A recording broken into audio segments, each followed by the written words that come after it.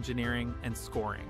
We film TV commercials and engineered projects tied to major industry workflows, producing, recording, editing, mixing, and delivering professional results. This wasn't theory, it was work where excellence is essential. That's the DNA of GSE. From early on, we weren't just producing, we were teaching. We taught Virginia Commonwealth University students and partnered with the Entertainment Career Connections Institute to teach their Richmond students. Our school originally grew in Richmond, Virginia, focusing on audio and video engineering, training students to not just know about production, but to actually do it. In 2025, we officially transitioned to the Griffin School of Excellence, expanding our programs to fit the future. AI for business, food truck entrepreneurship, coding and development in Python, and continued strength in audio-video engineering.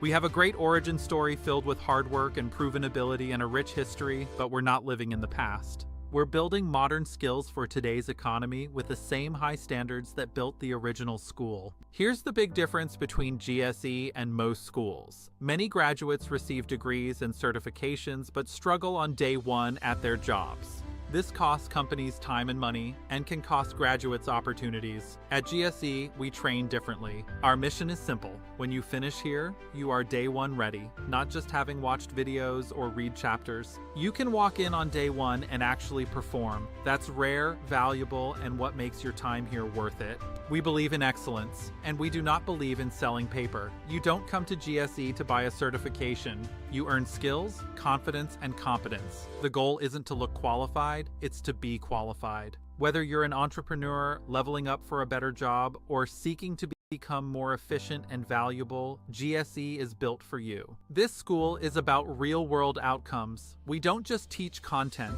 we train capability. Now, let's talk about where you are right now. Starting something new is exciting but can feel intimidating. New systems, new expectations, new skills. If you've been disappointed by education before, you might wonder, is this going to be different? Yes. This isn't just information, it's transformation through skill.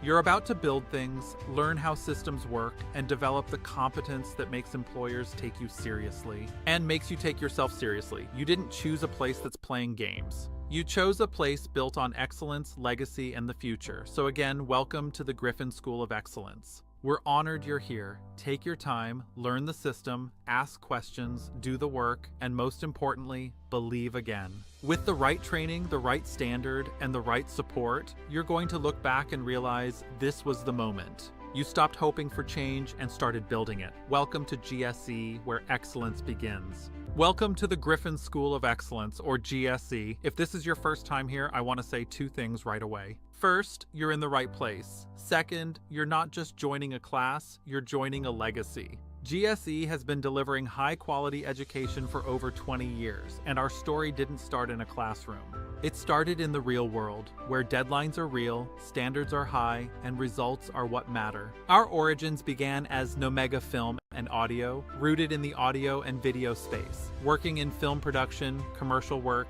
audio engineering, and scoring. We film TV commercials and engineered projects tied to major industry workflows, producing, recording, editing, mixing, and delivering professional results. This wasn't theory, it was work where excellence is essential. That's the DNA of GSE. From early on, we weren't just producing, we were teaching. We taught Virginia Commonwealth University students and partnered with the Entertainment Career Connections Institute to teach their Richmond students. Our school originally grew in Richmond, Virginia, focusing on audio and video engineering, training students to not just know about production, but to actually do it. In 2025, we officially transitioned to the Griffin School of Excellence, expanding our programs to fit the future. AI for business, food truck entrepreneurship, coding and development in Python, and continued strength in audio-video engineering. We have a great origin story filled with hard work and proven ability and a rich history, but we're not living in the past. We're building modern skills for today's economy with the same high standards that built the original school. Here's the big difference between GSE and most schools. Many graduates receive degrees and certifications but struggle on day one at their jobs.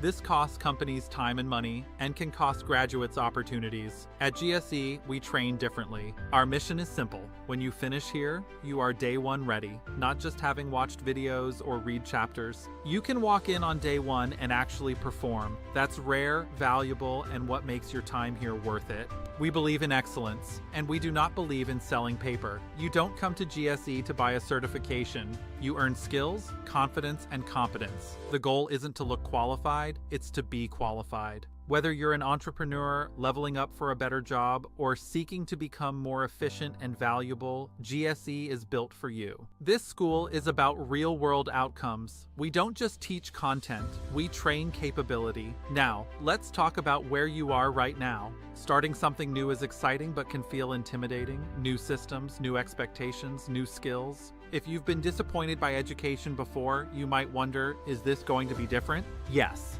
This isn't just information, it's transformation through skill. You're about to build things, learn how systems work, and develop the competence that makes employers take you seriously. And makes you take yourself seriously. You didn't choose a place that's playing games. You chose a place built on excellence, legacy, and the future. So again, welcome to the Griffin School of Excellence. We're honored you're here. Take your time, learn the system, ask questions, do the work, and most importantly, believe again. With the right training, the right standard, and the right support, you're going to look back and realize this was the moment. You stopped hoping for change and started building it. Welcome to GSE, where excellence begins. Welcome to the Griffin School of Excellence, or GSE. If this is your first time here, I want to say two things right away. First, you're in the right place. Second, you're not just joining a class, you're joining a legacy. GSE has been delivering high-quality education for over 20 years, and our story didn't start in a classroom. It started in the real world, where deadlines are real, standards are high, and results are what matter. Our origins began as Nomega Film and Audio, rooted in the audio and video space, working in film production, commercial work, audio engineering, and scoring. We film TV commercials and engineered projects tied to major industry workflows, producing, recording, editing, mixing, and delivering professional results. This wasn't theory, it was work where excellence is essential. That's the DNA of GSE. From early on, we weren't just producing, we were teaching. We taught Virginia Commonwealth University students and partnered with the Entertainment Career Connections Institute to teach their Richmond students. Our school originally grew in Richmond, Virginia, focusing on audio and video engineering, training students to not just know about production, but to actually do it. In 2025, we officially transitioned to the Griffin School of Excellence, expanding our programs to fit the future. AI for business, food truck entrepreneurship, coding and development in Python, and continued strength in audio-video engineering.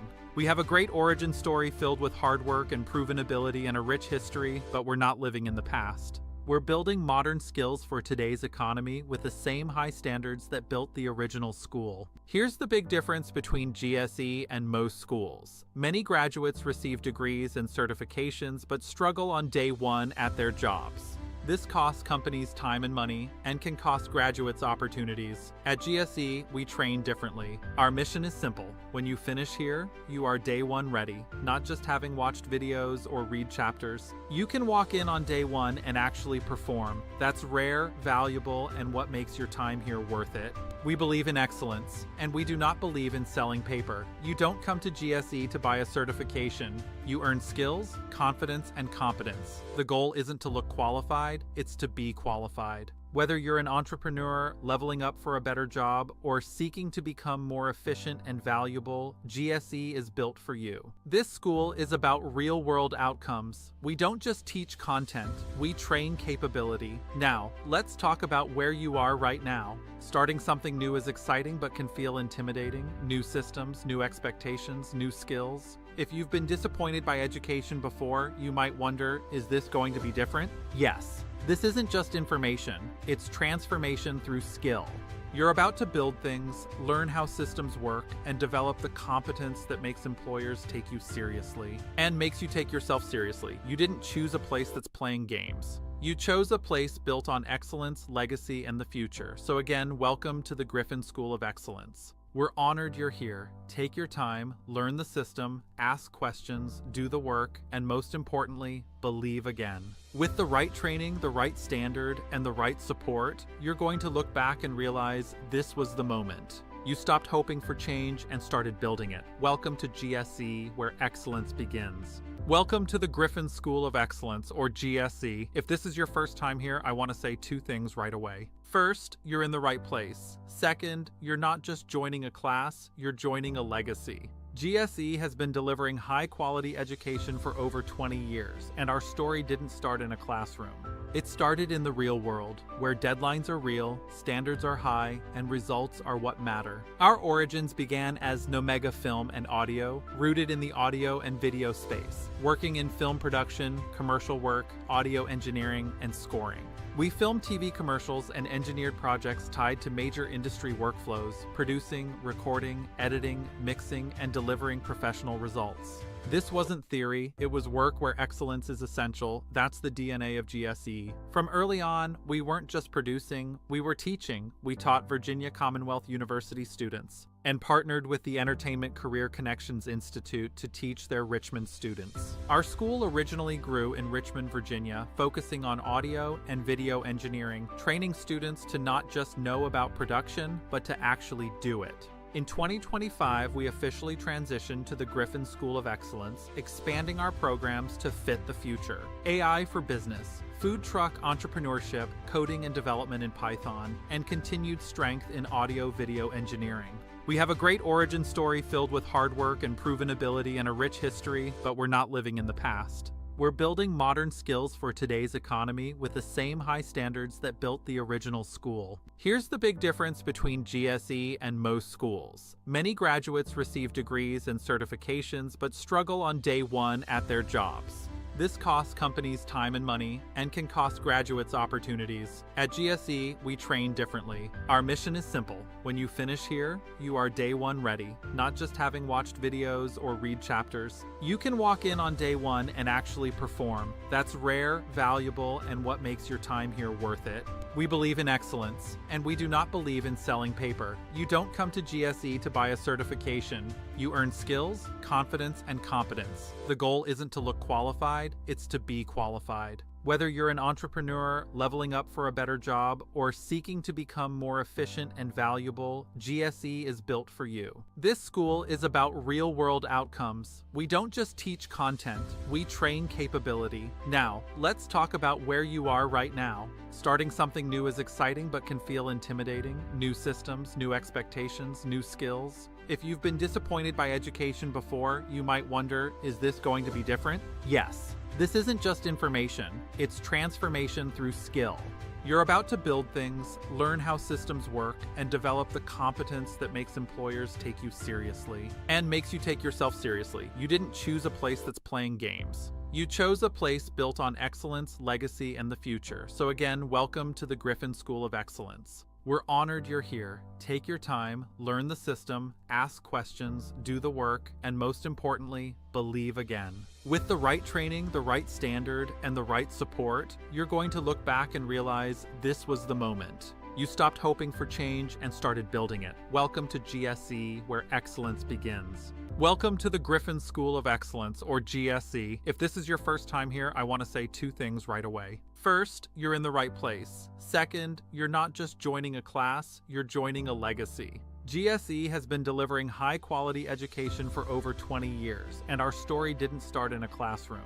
It started in the real world, where deadlines are real, standards are high, and results are what matter. Our origins began as Nomega Film and Audio, rooted in the audio and video space, working in film production, commercial work, audio engineering, and scoring. We filmed TV commercials and engineered projects tied to major industry workflows, producing, recording, editing, mixing, and delivering professional results. This wasn't theory, it was work where excellence is essential. That's the DNA of GSE. From early on, we weren't just producing, we were teaching. We taught Virginia Commonwealth University students and partnered with the Entertainment Career Connections Institute to teach their Richmond students. Our school originally grew in Richmond, Virginia, focusing on audio and video engineering, training students to not just know about production, but to actually do it. In 2025, we officially transitioned to the Griffin School of Excellence, expanding our programs to fit the future. AI for business, food truck entrepreneurship, coding and development in Python, and continued strength in audio-video engineering.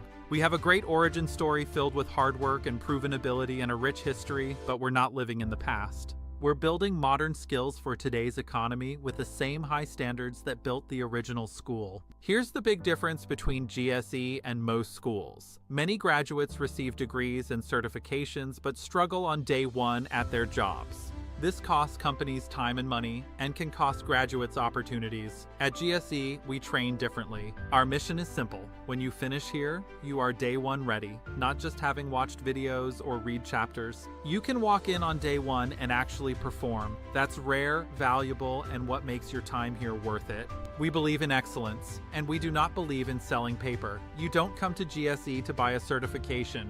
You earn skills, confidence, and competence. The goal isn't to look qualified, it's to be qualified. Whether you're an entrepreneur, leveling up for a better job, or seeking to become more efficient and valuable, GSE is built for you. This school is about real-world outcomes. We don't just teach content, we train capability. Now, let's talk about where you are right now. Starting something new is exciting but can feel intimidating. New systems, new expectations, new skills. If you've been disappointed by education before, you might wonder, is this going to be different? Yes. This isn't just information, it's transformation through skill. You're about to build things, learn how systems work, and develop the competence that makes employers take you seriously. And makes you take yourself seriously. You didn't choose a place that's playing games. You chose a place built on excellence, legacy, and the future. So again, welcome to the Griffin School of Excellence. We're honored you're here. Take your time, learn the system, ask questions, do the work, and most importantly, believe again. With the right training, the right standard, and the right support, you're going to look back and realize this was the moment. You stopped hoping for change and started building it. Welcome to GSE, where excellence begins. Welcome to the Griffin School of Excellence, or GSE. If this is your first time here, I want to say two things right away. First, you're in the right place. Second, you're not just joining a class, you're joining a legacy. GSE has... All right, so glad to see you guys. So glad that everybody is here. Let me turn this keyboard off. This is the keyboard for our audio video engineering class. So we don't need to see that here in food truck entrepreneurship. So let me just make that disappear. All righty. So we left off last week with prove the market and the competitive edge. Hopefully everyone has done their videos, their homework from last week, and posted the video in the chat. And we will be good to go there. So yeah, we're going to go back to doing the YouTube videos and post them in the classroom chat. Alrighty. So what were we talking about? You guys type in what you got out of last week's. Let me see if I can make this big here. Okay, we'll start from the beginning.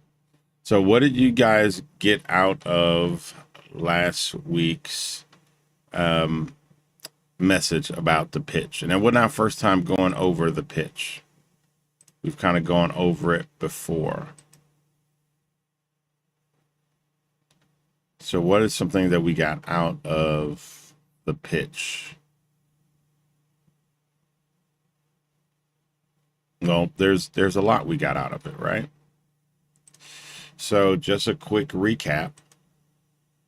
Your bank pitch or investor pitch is your product pitch. It is how much you believe in your business and how successful you are in your business.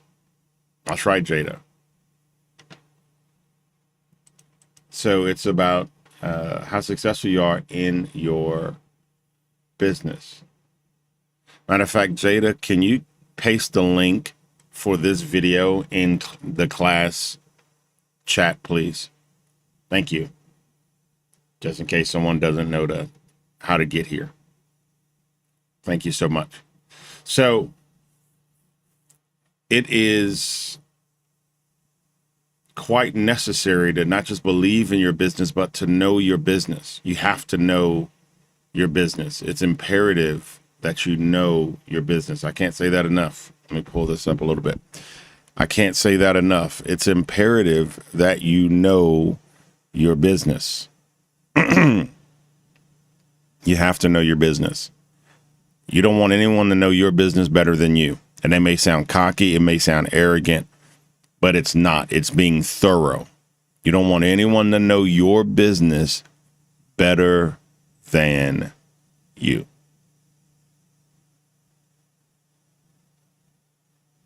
That's just how it is.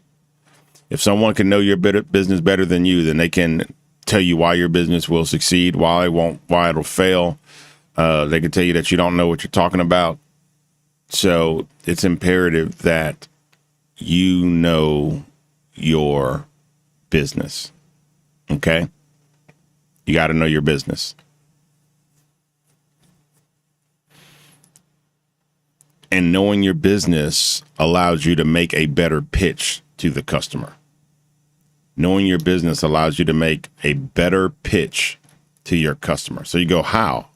How is knowing my business allows me to make a better pitch to my customer? Very, very simple. When I was predominantly in the food truck business selling food trucks, people would come in and go, well, I can buy this same food truck $10,000 cheaper or $20,000 cheaper somewhere else. If I didn't know my business, I would just go, I'd have to try to fluff it up. And you know when somebody's just fluffing it up, right? Well, you know, we're better. You know, we're good. We're local. You know, and then you're like, all right, I'm not convinced.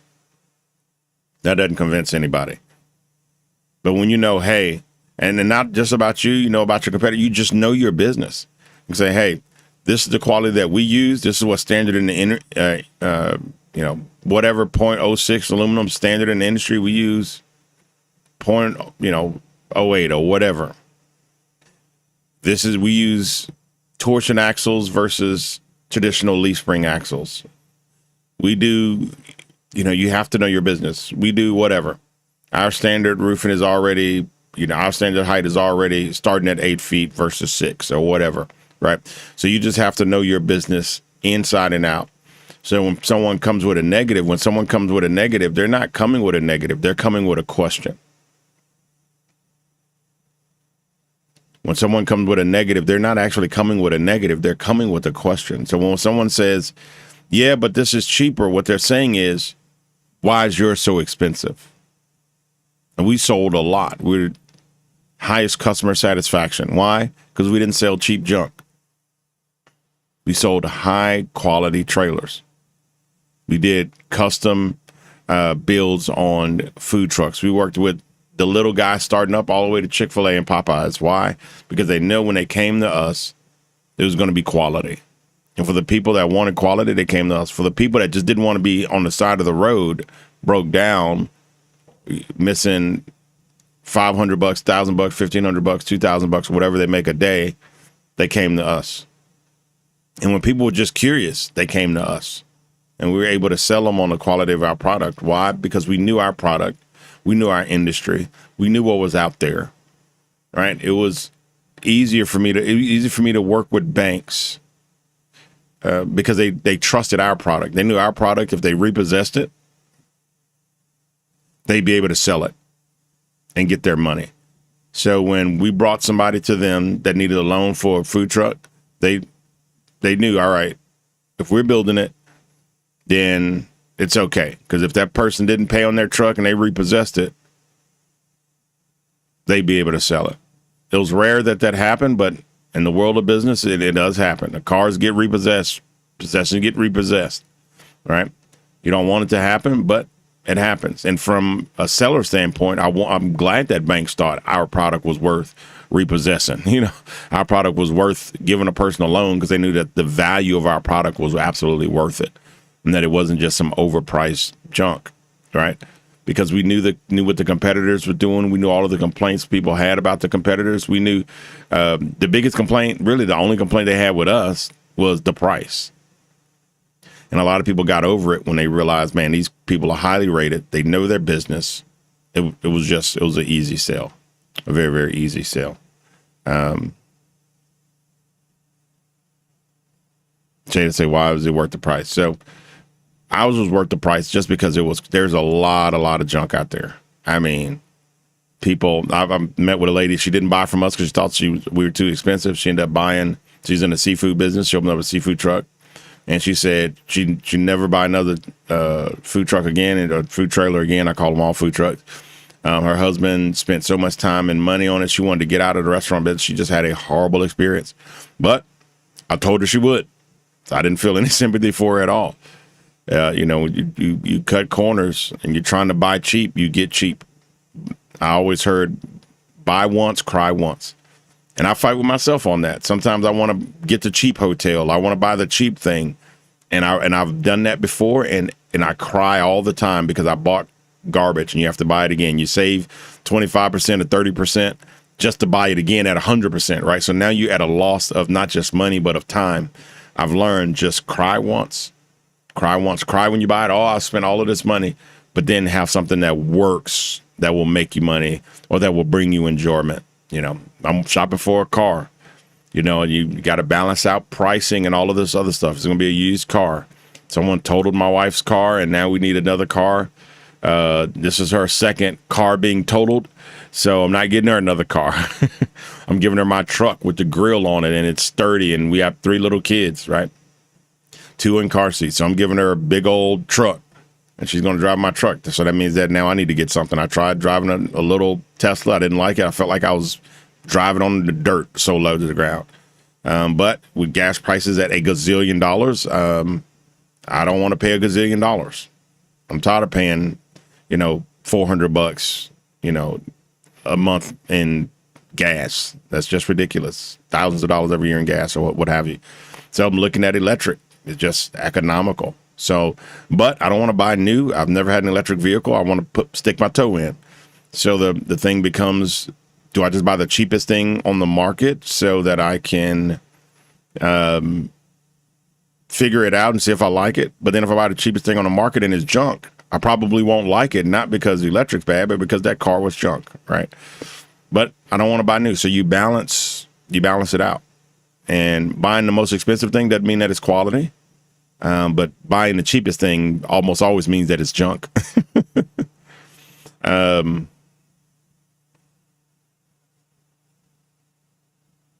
Okay. So yes. Yeah. Why your version of whatever it is, the question on the floor is, do I need to show investors why my product is a good product? Absolutely. Why would I go to your coffee shop over Starbucks? Why would I go to your, bakery over Krispy Kremes or whatever my product is? I need to have an edge. McDonald's doesn't make the best burgers. They got famous for making cheap burgers. At one point, you could go for 99 cents. No exaggeration. Baton Rouge, Louisiana, 99 cents, and get a burger, fry, and a drink. It was called the Special. And I know they sold the dickens out of those specials. Right? So in the beginning, McDonald's was the economic version. They had great tasting fries. They've changed their fry recipe. The fries aren't really all that great anymore, but they had great tasting fries. And,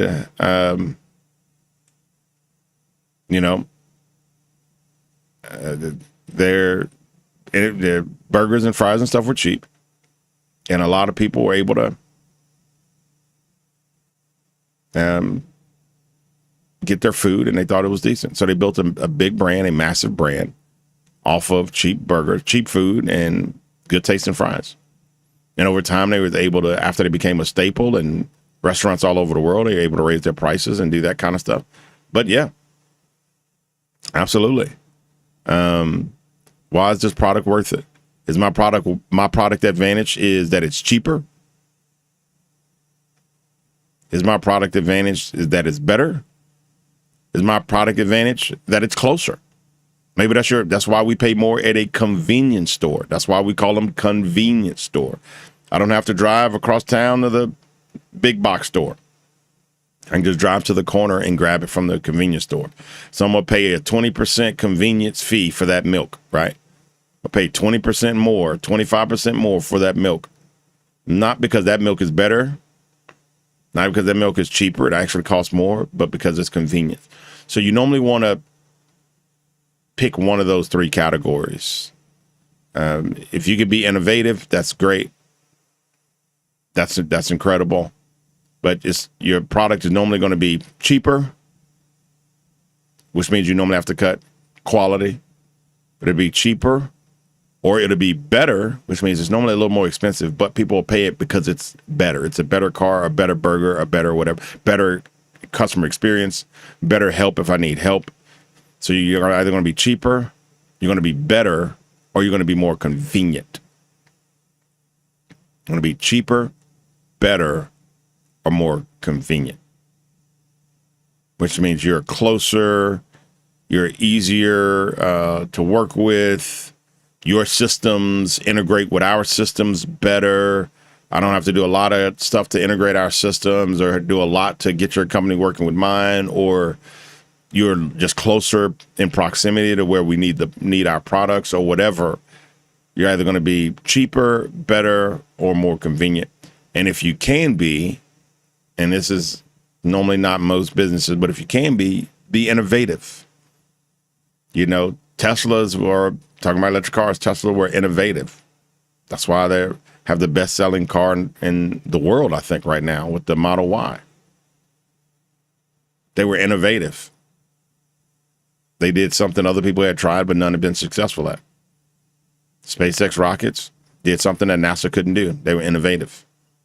So, innovation isn't easy because you have to think outside the box, and you have to do something that you have to give people something they didn't know that they even wanted. Steve Jobs said that. They asked him about delivering stuff that customers wanted. He says he doesn't poll the customer. He doesn't ask them, what do you want? He says he tells them what they want. He says they don't know what they want until I tell them. And I'm just paraphrasing, but he's just like, they don't know what they want until I tell them. And that's kind of the way you have to be with innovation. You can't poll for innovation. You can't poll somebody and say, hey, would you like a teriyaki burger sauteed in avocado sauce, wrapped in a lettuce wrap, infused with smoke and gold leaf? Oh, it's fused with smoke with a gold leaf topper, right? You can't, because people like, I don't even know what that is. So with innovation, you can't poll for necessarily innovation. You have to either know where the market is going or create the market for it, like Steve Jobs did with the first smartphone, right? And then you tell people this is what you want, people, and hopefully the people go along with it. So you're either going to be cheaper, better, more convenient, or innovative. And there are people that are innovative in the food space. There are people that are very, very, very innovative in the food space. Okay. All righty. And remember, your commenting is your participation and your attendance. So I want to see those comments. If you can't comment for some reason, figure it out. But I need to know that you're here listening and engaged. There's no way for me to know that if I can't see what you're doing. All right. All righty. So a quick recap. All right. Banks do not fund excitement, and we're going to get to the marketing. Banks do not fund excitement. They fund proof. Banks do not fund excitement. They fund proof. A lot of times we're excited, and it's just a recap. I'm going to blow through this to get to where we need to be. But a lot of times we get all excited, and I have the best burger, best business idea, best. And I am really, really excited about this. Can you feel my excitement? And then you pitch other people, and they're just not excited. Now, and I am the biggest opportunity for most to get to success when it comes to business. I was not to toot my own horn, I think I was one of the best business advisors and still am out there anywhere, bar none. But when people would come to me with half-baked idea, their dreams would be crushed. Not because I was there to hurt them, I was there to help them build their dreams. But people want an easy way to fast success, and unless you got a rich uncle, normally that's not happening. Unless you were born a Rockefeller or a Hilton or a Musk or whatever, to a billionaire family or to a business or a millionaire family. That's just not the way that life normally works for the majority of the humans on Earth, right? Where poverty is rampant and competition is high. Normally there's effort is needed. You got to apply that effort. Effort is needed to break through the noise, right? So it just, they would come and just say, man, I'm going to do a sheetrock business. I'm going to be in construction. We're going to hang 50 pieces of sheetrock, and we're going to be the sheetrocker, the sheetrockers, and sheetrock, and we're going to blah, blah, blah. And like, okay, what's your 3-year business plan, 5-year business plan? What assets do you have? Do you have the stuff to hang the sheetrock? Do you have a supplier for sheetrock? How are you going to move sheetrock from one job site to another? How are you going to price sheetrock? Is it going to be by the hour, the pieces hung? What are you going to do with material loss? Right? Have you decided whether you want to be in corporation or LLC? Blah, blah, blah. And not asking them stuff to dash their dreams, but this is normal business stuff. We're talking business. You got a business consultant. Let's get over in this business world and talk business.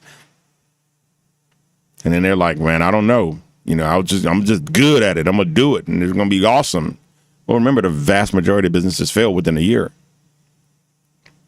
You being awesome isn't enough. It's great that you're awesome. It's wonderful that you are awesome. Lego movie, everything is awesome. But when you hit the real world hits you. You got to have a plan. A real tangible plan. And you have to know the stuff that we're talking about. Because outside of getting funding, you still have to just run your business. You have to answer these questions. Is my concept viable? Is there a clear demand for it? And there might not be if you're innovating. Innovation is one where you can't know if there's a clear demand because you're creating a product that hadn't existed. So you're going to have to create the demand. You're going to have to tell people what they want. But in the other categories, yeah, is there a clear demand? Do you know your numbers? How much does that burger cost? How much does that, avocado drip infusion, blah, blah, blah, blah, blah cost? Right? Do you know your numbers? How much is your marketing going to cost? Are you operationally ready? Do you have permits, staffing, licenses?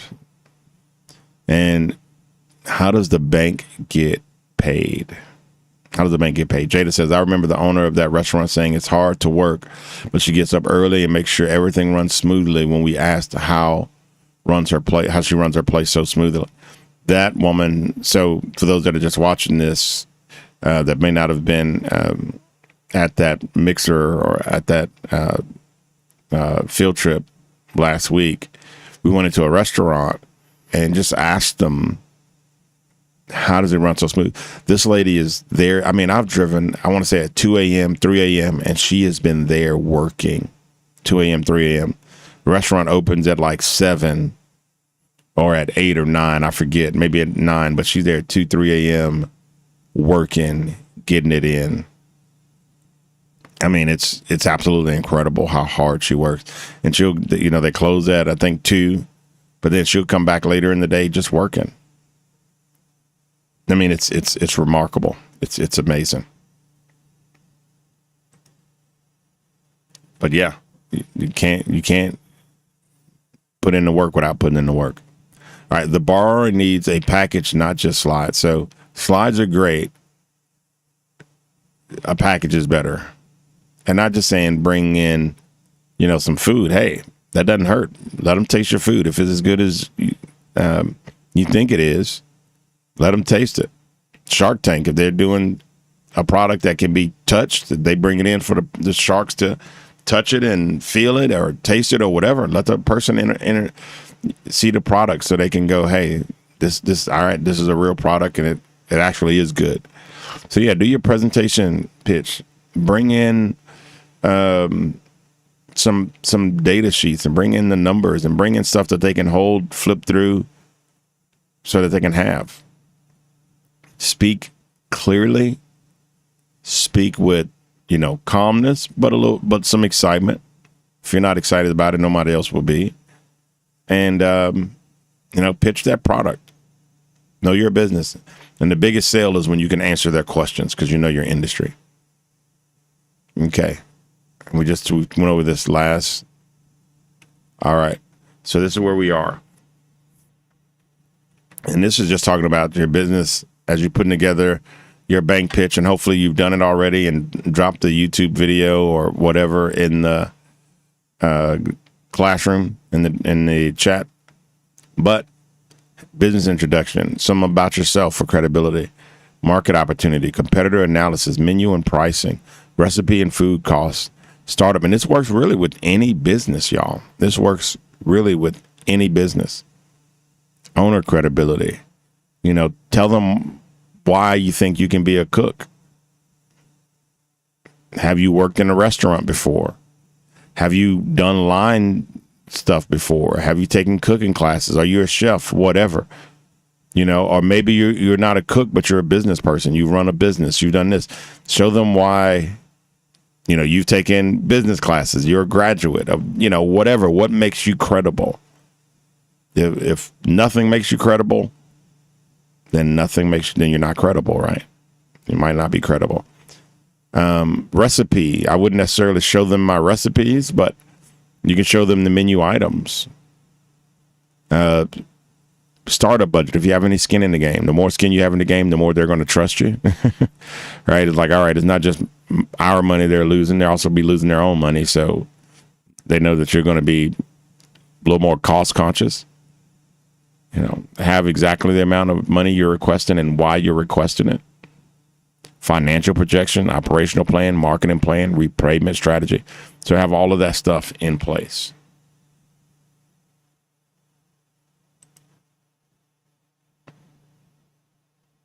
All right. And we talked about this, the concept, what the truck sells, the menu is focused, what customer problem it solves. And like I say, I'll call food trailers food trucks. I recommend food trailers over food trucks, but I call them all food trucks. The customer, who's your my ideal customer? He's selling candy. And so you're thinking like children, kids, elementary, middle, teenagers. So that's going to dictate how you wrap your truck. You might not paint it. Probably better to wrap it. Pay the money, $2,000-$3,000 to get it wrapped or whatever, or $4,500 if you're doing some really in-depth graphics and wrap. But get it wrapped. Get the thing wrapped, and it's going to look gorgeous when it's wrapped in the way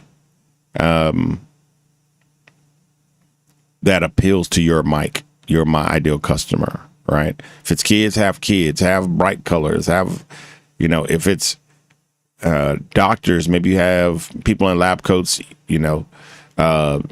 sitting around eating your table, whatever, eating your food at the table, whatever. But make sure you have your customer, because it's going to determine how you market, where you're going to be, what makes your truck different. Like I say, it's either going to be cost, convenience, better, or innovation is normally where you can kind of get that analysis going. All right, and then the borrower. Why are you credible? Okay. Prove the market and the competitive edge. Type in the chat, competitive edge. Put that in the chat. Competitive edge. Competitive edge. All right, so what's going to give you that competitive edge? Matter of fact, go ahead and type in the chat.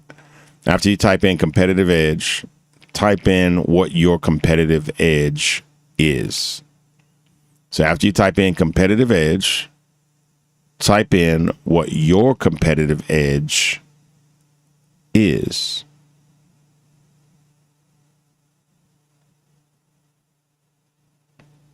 What your competitive edge is. So you're going to define the target customer. So you're going to have a competitive edge because you define the customer. So age, habits, spending patterns, and buying occasions. Your competitive edge might be, hey, I'm the only Mexican restaurant in a 5 square mile radius. I'm the only Cuban place in a 5 square mile radius. Now, mind you, that could bite you in the butt as well, right? That could bite you in the butt. And they go, well, if you're the only Cuban restaurant in a 5 mile radius, maybe that area doesn't like Cuban food. That's why there's not another one, right? So you got to do your market research, and you got to be able to go, oh, no. They love Cuban food. We had a taste testing and 10,000 people came out. We got 5,000 reviews, 4,000 5-star reviews. So, no, they love Cuban food. We're just first to market. So define the target customer clearly, age, habit, spending patterns, buying occasions, all that good stuff. Explain what the truck will operate and why those locations match the menu and service speed. Show signs of demand, events, business districts, school zones, churches, nightlife, and underserved areas. Right? Use logic, not generic terms. Use logic, not generic terms. You know, the lender wants to know why this market works for this truck. And I tell you one thing. Being specific is huge, guys. Being specific is huge. And having data, I just can't emphasize this enough. Having data is huge. You know, having data is huge. Go and cook your food. Have a taste testing with your family. Give them cue cards or little cards to fill out. You know, you can get AI to help you. You don't even have to make up the questions. Say, hey, I'm doing a taste testing. I want to have a card or a form that people fill out about my French fries, about my burger, about the bun, about how crispy the lettuce was or whatever. I want to tell AI your menu, what your ingredients are. Tell it to make you a form. Tell it what you're serving. And ask it to make you a form about that you can give out to everyone at taste tests. Have a taste testing at your home, at your apartment. You know, bring friends and family over and tell them to be brutally honest. Tell them, if it was me, I would print out at the top of the menu, hurt my feelings. It's okay to hurt my feelings. Better now than a dead business. I would actually put that at the top of my form. It's okay to hurt my feelings. Better now than losing all of my savings in a failed business. And guess what they're going to think? They're going to be like, well, it's okay to be truthful now. I don't have to be, tell Jada what she wants to hear. I don't have to tell Margaret what she wants to hear. I don't have to tell Amberly or Portia what they want to hear. I don't have to tell them what they want to hear. I can tell them what's going to be helpful. So now, guess what you just gave them permission to do? Tell you that your fries are soggy and they suck. And guess what you're going to do when you read the reviews? You're going to text everybody personally and go, thank you for your review. This really helped me. Because if you poll 8 people, you have 8 people at your first taste testing, and 2 of them say the fries are terrible, and they give it a 1 out of 5, and 2 more give it a 2 out of 5. Those take the fries off the menu, man, or redo the recipe, something, because they suck. Anything that's not getting 5 stars sucks. You got to look at it like that. Anything that's not knocking it out of the ballpark is sucking. I need to modify, because you want to modify it before you open. You want to modify it early and then do a new taste testing with the new modified recipe and ingredients to the world, right? To people that you hadn't done it to. Maybe you did it with 8 friends and family. Maybe now do it with 8 people, strangers that you don't know. Use the same form. Hey, it's okay to hurt my feelings.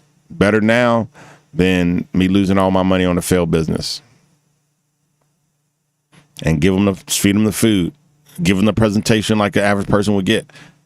You want to get, and you keep doing that over and over and over till your menu is 5 stars, averaging 5 stars all the way around. That way, when you open day one, it's a much higher chance that people are going to walk away with a 5-star experience, 5-star meal and a 5-star experience, and let them grade the experience as well. You know, let them treat it like it's a real deal. Put on your chart, hey, the food came out too late. I didn't like the food. The food was good, but I had to wait a half an hour for it to came out. It shouldn't come out that late. Or, I like the food, but the packaging looks cheap and cheesy. And you're like, all right, well, no, I need to upgrade my packaging till, someone says it looks nice. Because someone not mentioning something is the same as someone saying it's not great. Literally, I know I did something right when people say this was good. If I'm not getting people coming back and going, hey, this was good, this was great, then I know it wasn't. Because people will often not tell you when something is average, meh. And they won't always tell you if something's bad. If something's bad, sometimes they're like, hey, that really wasn't good. But if something's meh, they're just meh. They don't even comment on it. What is that telling me? Not so good. I need people going, man, this food is good. The presentation is good. The packaging is good. This is good. That's what I need. So that's what you're looking for. All right. This is marketing. Let's get into marketing. No one had a motivation posted. Let me make sure. That's right, Jada. Having a strong, selling yourself, telling your story. Absolutely right. Having a strong sense of your purpose and your story. All right. I don't see anybody else posting a motivation. So I'm going to just tell you this. Prayer, focus, drive. Prayer, focus, and drive. Let me see if I can find a quick success pyramid.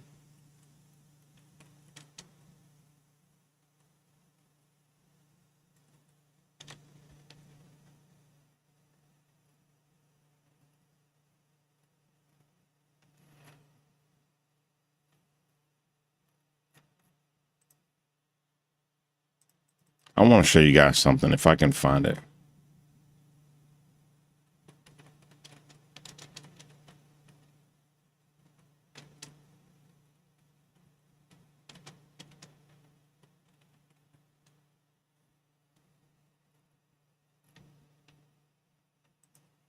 And hopefully this will be worth the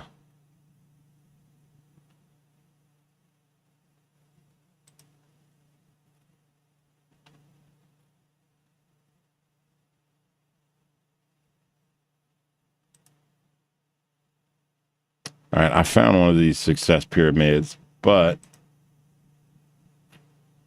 the resolution is low, but it's okay.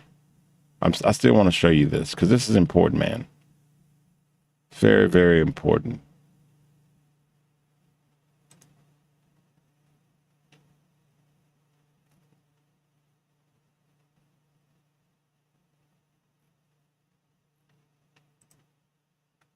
I don't know why it has this so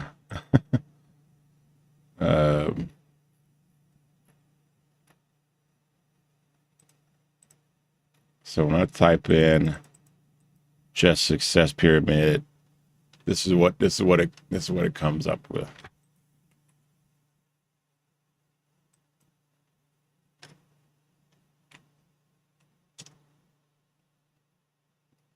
All right, now look at this. Oh, no, I don't know what company this is. But what I want is a graphic, not promoting that company. Don't even know who they are. But it's just this graphic. Can y'all see that graphic? Let me see if I can.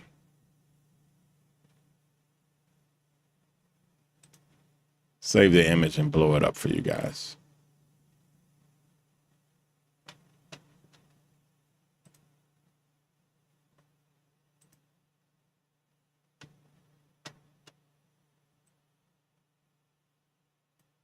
All righty. I want y'all to see this.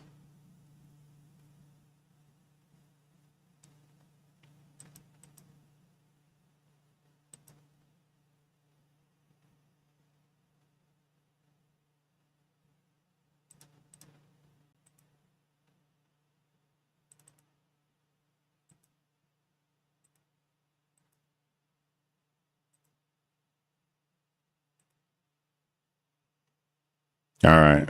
So y'all see it. This is the success pyramid. Okay. Now, once again, not promoting that company. I don't know who that company is. They could be a horrific, terrible, disgusting company, or they could be a wonderful. I don't know anything about the company I got this from. I just did a Google search. You saw me, pulled it up. Nothing about them. So no negative, nothing positive, but I don't know who they are. All righty. I just happened to Google it and pulled it up from them. Okay. As you see, the success pyramid gets smaller at the top. This is what I want y'all to see. The success pyramid gets smaller at the top. A lot of team members, fewer supervisors. Good number of supervisors, fewer, they call them leaders, but it's normally managers. And it goes up. Managers, but even fewer if you go up executives. Executives, normally fewer owners or CEOs. Lot of employees, fewer supervisors, even fewer steel managers, even fewer steel executives, even fewer steel owners and CEOs. Maybe just one CEO, maybe there's co-CEOs, but you have one or two people normally at the top, and then a board, 10, 20, 30, 40, 50. Company like Apple might have 100 executives, might have 500 executives, then more supervisors, then more team members. But the point is, regardless of the size of the company, there's always a lot more employees than supervisors to manage them. Always a lot more supervisors than managers to manage the supervisors, more managers than executives, and more executives than CEOs and owners. This is open. Team members, employees, larger pool. Much easier to be an employee. Let me come in and lift some boxes, flip some burgers, type up some papers, blah, blah, blah, blah, blah. These just work with their back. You exchange money for your labor. Supervisors, same thing. Normally don't get that corner office, but you get a little bit of power, maybe a tiny bit money more, dollar more, whatever. Once again, you're working with your back. You're exchanging time for money. Then you come up here to managers. Managers working less with their back, a little bit more with their mind. Still working a little bit with their back, but predominantly with their mind. They normally have an office somewhere, or at least a cubicle, a nicer cubicle than everybody else. They're thinking, and these people have normally exchanged the time. That's where you start to switch over from managers normally make a little bit more money, and they have a little bit more flexibility with their time. And then you go up higher to executives. Executives are off the clock. When I was an executive in the corporate world, whether I worked 4 hours that day or worked 8 hours that day, I made the same amount of money. Executives aren't connected to time. They wanted my brain power. So long as my brain power was making things happen, whether I was in the office 4 hours or in the office 8 hours or in the office 2 hours and drove around in my car and just went view different locations. I wasn't micromanaged. Nobody was telling me what to do day in and day out. Team members, I need this done by 5 o'clock. Supervisors, I need you to have your team members do this by 5 o'clock. Managers, hey, supervisors, make sure all of this stuff is done by 5 o'clock. Executives, over the next 5 years, we need to progress by 10%. It's a whole different thing. It's not a daily time clock. It's an overall, this is the mission of the company. How do you're part of the mission, get it done. I'm not paying you to come in and punch a clock every day. I'm paying you that at the end of this 5 years, we're in this position. And then the CEO is just in charge of all. Like, hey, biggest job of CEO is hiring the right people to work for him. Casting a vision and hiring the right people.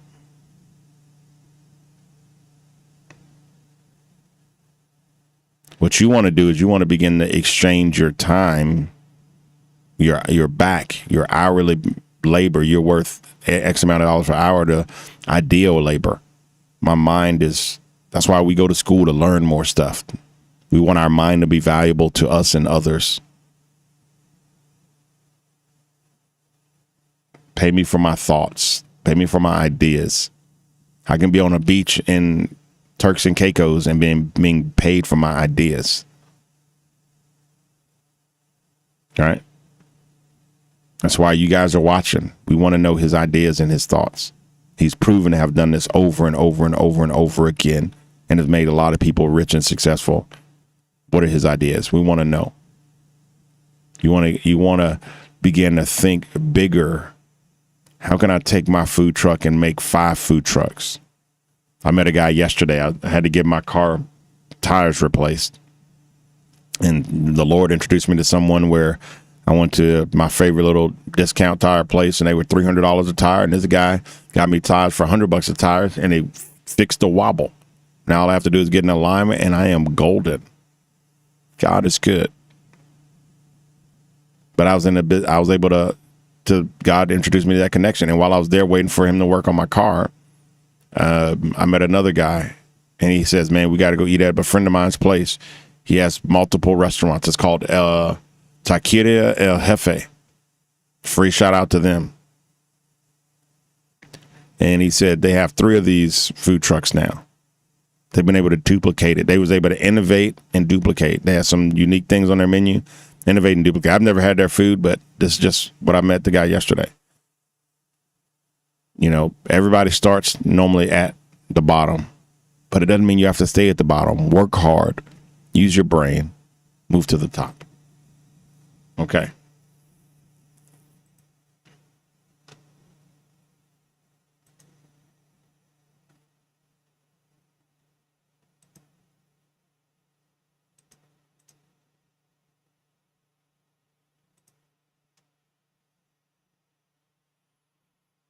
So, market. If you got what I just said and it really hit home for you, type that in. Say that hit home for me. If that really hit home for you. Now, don't just say it to make me feel good.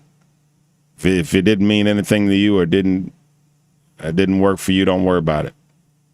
But if it really, really hit home for you, go ahead and type that in. That hit home for me. That hit home for me. That hit home for me. Type that in. If that really did something for you, type that in. That hit home for me. All righty. Market proof.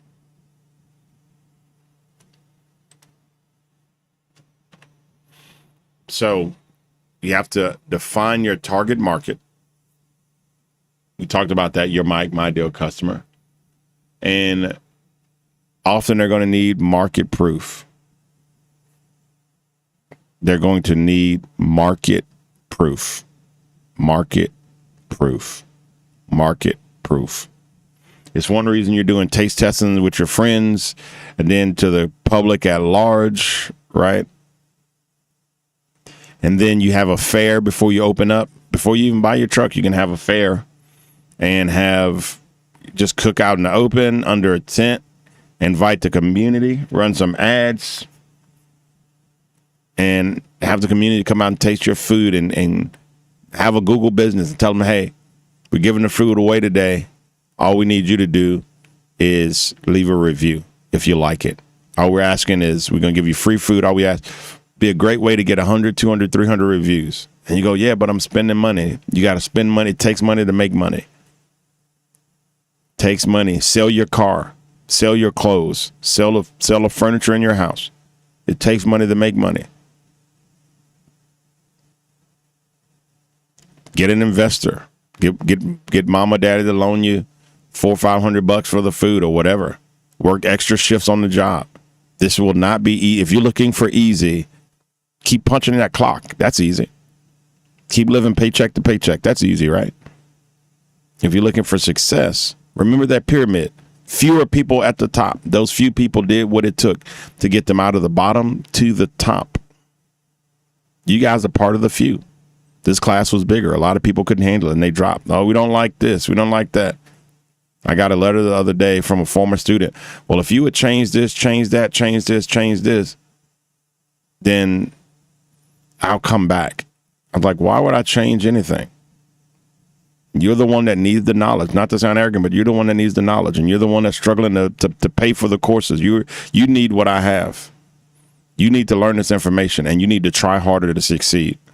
It's those excuses that got you in a place of failure right now. You have to change the way you think if you are going to succeed. There's no two ways about it. It may sound harsh, but losers will be losers and winners will be winners. You can put a winner in a bad situation, they'll figure out a way to win. And you can put a loser in a great situation, they'll figure out a way to lose. T.D. Jakes said it like this. T.D. Jakes is a pastor out of Dallas. And this may sound harsh, but I got to tell you the truth. If not, I'm setting you up for failure. I've made a lot of people winners. And it's because I told them the truth. I didn't just lie to them. Tell them what they wanted to hear. Okay? If you want the truth, type that in. I want the truth. I want the truth. I want the truth. If you want the truth, type that in. I want the truth.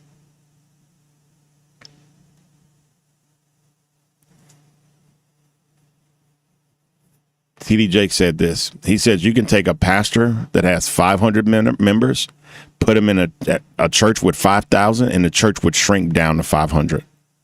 And he says you can put a pastor with a church of 5,000 and a church with 500, and it'll grow to 5,000.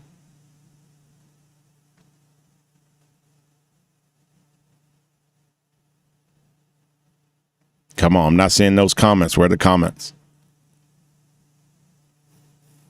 Why is that? Because their minds are different. If I want to grow my business, my mind has to grow. My mind has to change. I have to be willing to accept correction and direction. You will never grow if you're a person that cannot accept correction and direction. You will never grow if you're a person that cannot accept correction and direction. If you're a dishonest crook, God will get you. Don't expect to be successful. If you're a person that talks behind people's back, if you're a person that,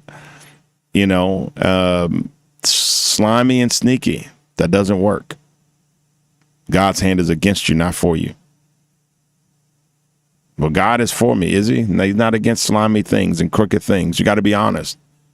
Well, if I'm honest and truthful, it hurts me. No, it helps you. Be honest. Be truthful. Be hardworking, and you'll see God's hand in your life, and you'll see your businesses and your life succeed. And take it from someone who's been there and understands. There's been times where I told the truth where it seemed like it would destroy me, and God blessed me through it. The truth is good. Honesty is good. Hard work is good. You got to think different. So competitive proof. Name direct competitors and indirect competitors. I told you when I was in the food truck business, people will come and go, hey, these people are $10,000 cheaper, $20,000 cheaper. There was a food truck company that opened up around the corner from me. Around the corner. Now, we were in Marion, Texas, so around the corner is like 15, 20 minutes, but it's the middle of nowhere, right? Because we had this big factory out there, a big property out there, but it was literally it's considered around the corner because people would drive 8 hours to get to us or whatever. We'd have orders in Washington State, and we're in Marion, Texas, right? So that's 24 plus hours. So 20 minutes you're basically my next door neighbor. But, man, it happened. We were able to beat him out. I went to go visit him, and when I went to go visit him, I wasn't even sneaky about it. I think I told him who I was, and we talked about trailers or whatever. He showed me what he had. Or maybe I didn't tell him. Maybe I just went and viewed him. I think I did went and viewed it and then told him who I was, and we discussed it and talked to business or something like that. It's been many years ago. But their stuff was rinky-dink stuff, and our stuff was premium, high-quality stuff. I knew my competitors. So when someone said something about my competitors, I knew what their product, I knew what their strengths were, their weaknesses were. I could even recommend, like, hey, if you're looking for, this, go here. If you're looking for cheap, this is the cheapest place. It's not going to be great. It's going to be trash. But if you're just looking for cheap, I can give you a list of cheap places. All right. So know your competitor, know what they offer, and not to bash them, but just to be honest with your competitors and be knowledgeable. If you're, selling burgers and someone say, man, why shouldn't I just go to Burger King? They got a Whopper, and I can go get that Whopper for $5. Why should I buy your burger for $8? You gotta be able to tell them, like, hey, well, for one, that Whopper is, and I don't know, 8 inches side to side, 6 inches side to side. Ours is 8 inches side to side. Our buns are, we put ours on focaccia and they're fresh. They're not frozen and reheated. Our lettuce is fresh. Our tomatoes, we just sliced today. They're not in a bin or shipped from corporate somewhere. You need to know exactly how their process and know your process. That way you can show how awesome your process is. Know your business. Know about your competitors. It's part of knowing your business. We talk about this all the time. As a matter of fact, I'm still grading your stuff. We're in the middle of catching up on everybody's grades and moving everything back into the school app, the GSE app. But yeah, we talk a lot about menu items. Once again, you got to know your business. We talk about, we hadn't really talked about signature dishes. We did a master recipe book. Remember, everybody should have a master recipe book. You will need that with every item you sell, how to make it, and its cost. If you don't, that's a huge problem. You're probably not passing this class. Cost per serving. If you don't have that by now, you're definitely not passing this class. Your selling price. Once you know how much your hamburger costs with the lettuce, tomatoes, blah, blah, blah, blah, blah, right? Once you know how much it costs, all right, my out the door cost is $4.50. Now you know what to sell it for. So many businesses go out of business. Why are you selling that? First thing I ask, why are you selling that burger for $6? Well, then, that's a good price, and they sell it over there for $5.40, or they sell it over there for $8. I'm gonna cut their price. I'm gonna sell it for $6. So you're basing your pricing off of what you think the market can tolerate, or what you think other people are selling. You're trying to undercut them, but you have no idea how much that burger actually costs you. That's bad. That's not good. Once you know your actual cost, then you know how much to sell it for. And then you also know your margin. All right, my raw ingredients cost me $4.50. When I add in my labor, my average guy can make 50 burgers an hour. So once I add in his costs, now we're at $4.90. When I add in lights, electricity, and all of those costs, now we're at $6.75. So I know this burger cost me $6.75. That's called all-in cost. All-in cost. So you have your raw ingredients costs, your labor costs, your all-in costs. So this burger cost me $7.75, which means I have to sell it at a minimum of $8, really, just to break even, or $7.75 to break even. I want to make a profit. Then this is a $9 burger. It's the reason the other guy sells his for $8.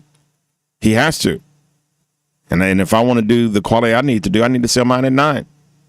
So I'm not going to beat him on price. So I got to beat him on quality or innovation or convenience. Okay? If you're with me, type in, I'm with you. If it's making sense, type in, this makes sense. If you don't understand something, type in a question. Don't go along and don't understand. That's not going to help you in life. Not going to help you pass the class. So menu item price, food costs, gross profit, daily sales, monthly operating costs, net operating room. So net operating room, you don't want to spend every penny you have in the budget, and your bank account is on zero. So what is your menu price? I sell it for $9. What is my all-in cost? My all-in cost is $7.75. What's my gross profit? $1.25. Daily sales, I sell 100 of these, so that's $125. How many, and my monthly operating costs?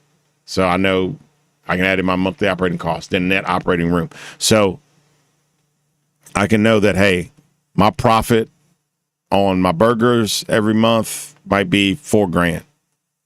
And on my entire business might be $20,000. I'm left with, after I pay myself, I'm left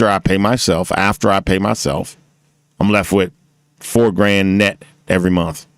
After all my expenses are paid, I pay myself, I'm left with $4,000 to continue to run in the business. Because we go to zero, how you going to buy more meat? How are you going to invest in things? How are you going to, and if you add that into your monthly operating expense, like marketing, all that stuff, you add all in food costs, resupply costs, if you add that in, you still want to be left with money at the end of the day. Okay, we've been chugging along. Let's take a 5-minute break, and then we're going to hop into build the startup budget and exact funding request. Build the startup budget and exact funding request. We'll be back. Take a quick 5-minute break, and we will be back in. Hold up. Jada had a question. I do have a question about supporting document section. Is our proof supposed to be on slides? Because my master recipes are a page and a half. Your master recipes will be a document. It can be a spreadsheet. It can be a Word document. It could be whatever. And that should have every recipe, the ingredients, and then you should have another document that has all of your cost. Right? Or you can put it in a spreadsheet and have, burger, and then have all the ingredients and then your costs, and you update it, daily, monthly, weekly, however. Right? But yeah, I wouldn't put like my recipes in a slide presentation to an investor.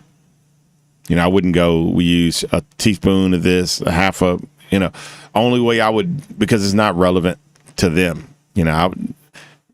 Even what you're selling necessarily isn't relevant to them. You want to sell them the business. You're a burger joint. You sell burgers, right? Great. I would probably glaze over the fact, I'd be like, hey, I have, 8 menu items, burgers and fries, drink, combination of burger, fries, drinks, and shakes. And that's all I would mention about it. And then I'd be gone to my next thing. Unless there was something special. Because they don't care about the restaurant. They care about the numbers. They want their money. Right? So if there was something special, when I got to what I sold part of the presentation, like, hey, we're a burger joint or whatever. Just use burger joint. It's easy. We sell burgers, fries. Say it's In-N-Out Burger. We sell burgers, fries, shakes, and it's all made fresh to go. And if there was something special, and our strawberry shakes have actual fresh strawberry slices. Our banana shakes, like Burger Boy, banana shakes actually have, sliced bananas inside of it. Our cake, cookies and cream, actually have real cookies inside of it, whatever. Our burgers are all made 100% fresh to order and nothing's frozen. So if there's something special, I would mention that special thing so they know, okay, this isn't just the average Joe. It's a competitive advantage, right? We're different. Our stuff is fresher. Our stuff actually has fresh ingredients. We add a cup of protein powder to every shake. So you're not just getting a tasty shake. You're actually getting an extra dose of protein, calcium, vitamin D or whatever. So whatever makes me special, I would add that. But if I don't have anything special, then I'm not gonna just list menu items just for the sake of listing menu items, or ingredients just for the sake of listing ingredients. If it's something special, they know that burgers are bread, meat, lettuce, tomato. Like, that's not something special. If I'm going to list, tell them more detail about a food item, is because it's something that gives us a competitive advantage. And they want to know about competitive advantages, because the more competitive advantages we have, the more likely we are to succeed. The more likely we are to succeed, the more likely we are to give these folks back their money. Okay? Make them a profit. So, yeah. So, I wouldn't give them my master list. That's an in-house thing. But if there was something special about one of my recipes, I would mention it. Okay. Great question. I don't know if you can see my hearts on the screen. Let me know if you can see it or not. All righty. So if you can see it, hopefully y'all can see it. I will see you back here in 5 minutes. Welcome to the Griffin School of Excellence, or GSE. If this is your first time here, I want to say 2 things right away. First, you're in the right place. Second, you're not just joining a class, you're joining a legacy. GSE has been delivering high-quality education for over 20 years, and our story didn't start in a classroom. It started in the real world, where deadlines are real, standards are high, and results are what matter. Our origins began as Nomega Film and Audio, rooted in the audio and video space, working in film production, commercial work, audio engineering, and scoring. We filmed TV commercials and engineered projects tied to major industry workflows, producing, recording, editing, mixing, and delivering professional results. This wasn't theory, it was work where excellence is essential. That's the DNA of GSE. From early on, we weren't just producing, we were teaching. We taught Virginia Commonwealth University students and partnered with the Entertainment Career Connections Institute to teach their Richmond students. Our school originally grew in Richmond, Virginia, focusing on audio and video engineering, training students to not just know about production, but to actually do it. In 2025, we officially transitioned to the Griffin School of Excellence, expanding our programs to fit the future. AI for business, food truck entrepreneurship, coding and development in Python, and continued strength in audio-video engineering. We have a great origin story filled with hard work and proven ability and a rich history, but we're not living in the past. We're building modern skills for today's economy with the same high standards that built the original school. Here's the big difference between GSE and most schools. Many graduates receive degrees and certifications but struggle on day one at their jobs. This costs companies time and money and can cost graduates opportunities. At GSE, we train differently. Our mission is simple. When you finish here, you are day one ready, not just having watched videos or read chapters. You can walk in on day one and actually perform. That's rare, valuable, and what makes your time here worth it. We believe in excellence, and we do not believe in selling paper. You don't come to GSE to buy a certification. You earn skills, confidence, and competence. The goal isn't to look qualified, it's to be qualified. Whether you're an entrepreneur, leveling up for a better job, or seeking to become more efficient and valuable, GSE is built for you. This school is about real-world outcomes. We don't just teach content, we train capability. Now, let's talk about where you are right now. Starting something new is exciting but can feel intimidating. New systems, new expectations, new skills. If you've been disappointed by education before, you might wonder, is this going to be different? Yes. This isn't just information, it's transformation through skill. You're about to build things, learn how systems work, and develop the competence that makes employers take you seriously. And makes you take yourself seriously. You didn't choose a place that's playing games. You chose a place built on excellence, legacy, and the future. So again, welcome to the Griffin School of Excellence. We're honored you're here. Take your time, learn the system, ask questions, do the work, and most importantly, believe again. With the right training, the right standard, and the right support, you're going to look back and realize this was the moment. You stopped hoping for change and started building it. Welcome to GSE, where excellence begins. Welcome to the Griffin School of Excellence, or GSE. If this is your first time here, I want to say two things right away. First, you're in the right place. Second, you're not just joining a class, you're joining a legacy. GSE has been delivering high-quality education for over 20 years, and our story didn't start in a classroom. It started in the real world, where deadlines are real, standards are high, and results are what matter. Our origins began as Nomega Film and Audio, rooted in the audio and video space, working in film production, commercial work, audio engineering, and scoring. We filmed TV commercials and engineered projects tied to major industry workflows, producing, recording, editing, mixing, and delivering professional results. This wasn't theory, it was work where excellence is essential. That's the DNA of GSE. From early on, we weren't just producing, we were teaching. We taught Virginia Commonwealth University students and partnered with the Entertainment Career Connections Institute to teach their Richmond students. Our school originally grew in Richmond, Virginia, focusing on audio and video engineering, training students to not just know about production, but to actually do it. In 2025, we officially transitioned to the Griffin School of Excellence, expanding our programs to fit the future. AI for business, food truck entrepreneurship, coding and development in Python, and continued strength in audio-video engineering.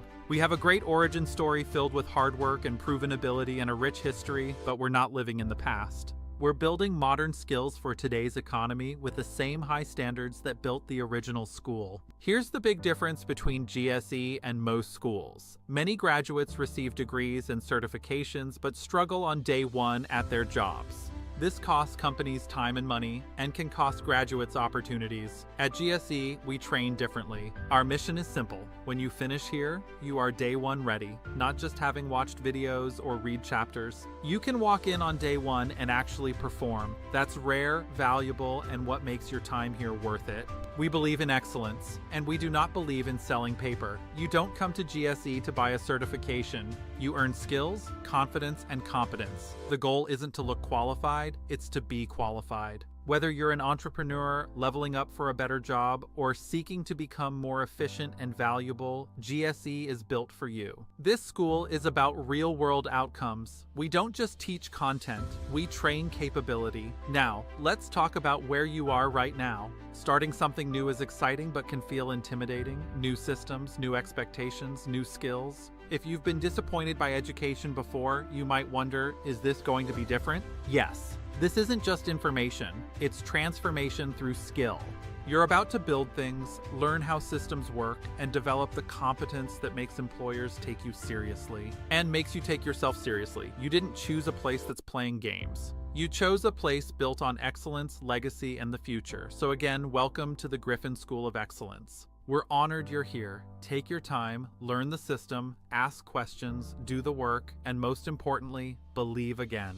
With the right training, the right standard, and the right support, you're going to look back and realize this was the moment. You stopped hoping for change and started building it. Welcome to GSE, where excellence begins. Welcome to the Griffin School of Excellence, or GSE. If this is your first time here, I want to say two things right away. First, you're in the right place. Second, you're not just joining a class, you're joining a legacy. GSE has been delivering high-quality education for over 20 years, and our story didn't start in a classroom.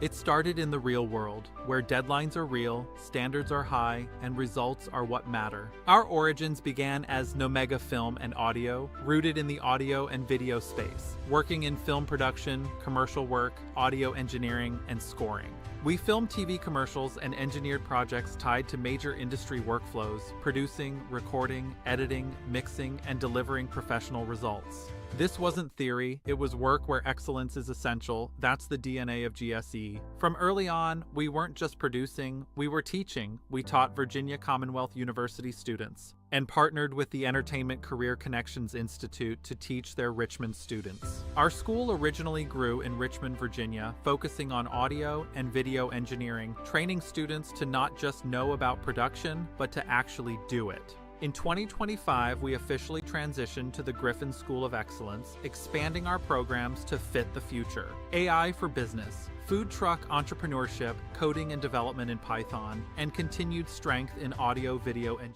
Alrighty, we are back.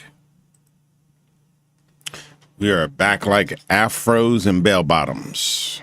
Okay, depending on if afros and bell bottoms are back. I think I've seen afros and bell bottoms, so I would officially say they are back. All right, if you're back, just type in I'm back. I'm back. All right. So, startup budget. What do you need for a startup budget? What do you need for your startup? Well, obviously your truck or trailer cost. So you're going to need your truck or trailer cost. Excuse me. You need all your equipment, whatever, fryers, flat griddles, etc. Your permits and legal fees. Your insurance and commissary costs. Opening inventory. Marketing. A lot of people fail to include their marketing costs. It's like, man, you got to include your marketing costs. You don't want to fail to include your marketing costs, right? That's not good.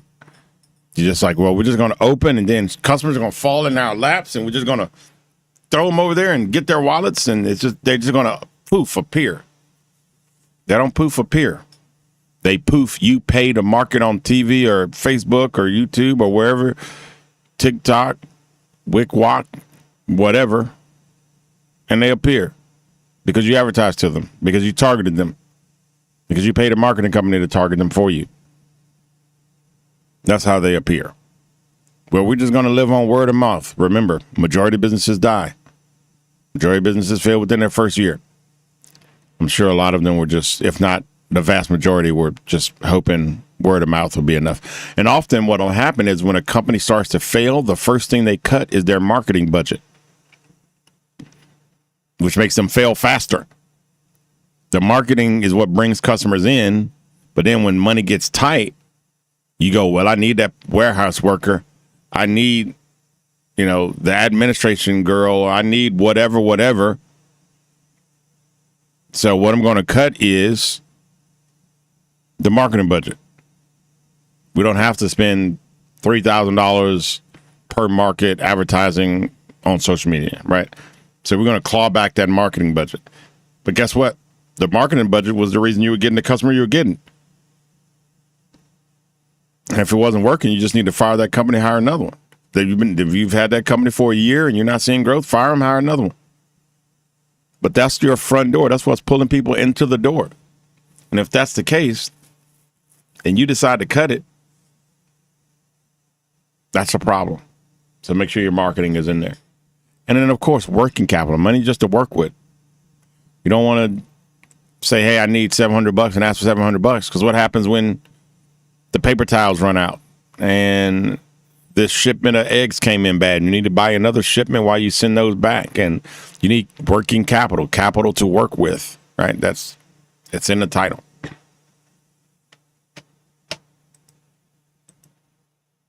Okay. Present financial projections, the lender can follow. You got to have projections that the lender can follow and that are realistic. Rule of thumb, every projection should be explainable in plain language. When the lender asks, where did this number come from? The borrower should be able to walk them through it immediately. Hope is not a financial model. Hope is not a financial model. I hope this works. Well, we believe. Yeah, that's good when you're talking about faith. Not good when you're talking to banks. Well, we believe that this is just going to work. What's your example? Even in faith, what's the example? Jesus. He rose from the dead. He brought Lazarus back from the dead. God's audible voice at the baptism. We have faith. We also have facts and guidance. You go in there just like, hey, I believe that we're going to do $8,000 this month.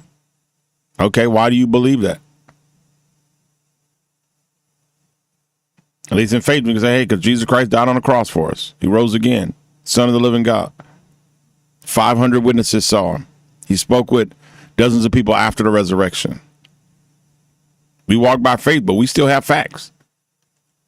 You just walk in there, I just believe we're going to make that much money because my Billy Bob's burgers are just that tasty. That everybody that eats them is going to love them and bring back a friend.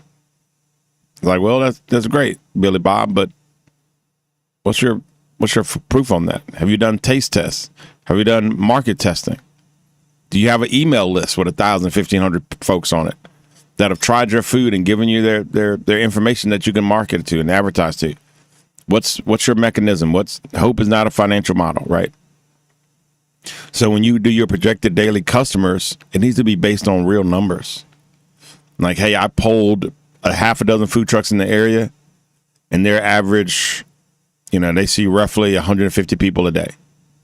Or they see roughly 50 people a day. But the average ticket size is $20, right? So they're doing a $1,000 a day.